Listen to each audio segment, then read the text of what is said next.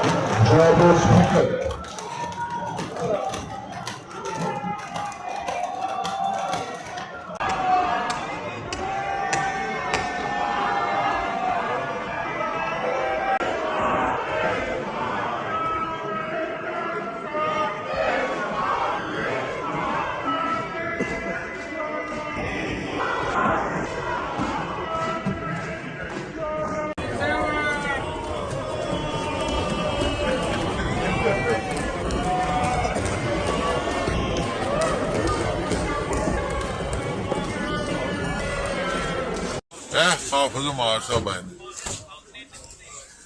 Sir क्या कहेंगे, आज बड़ा इंतजार करवाया आपने असेंबली में चौधरी साहब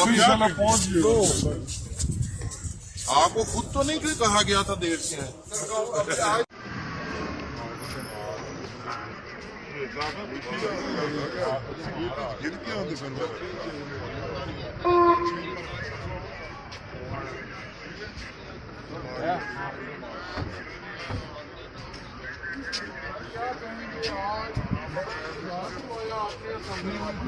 क्या पहुंच गया अल्लाह के फोन।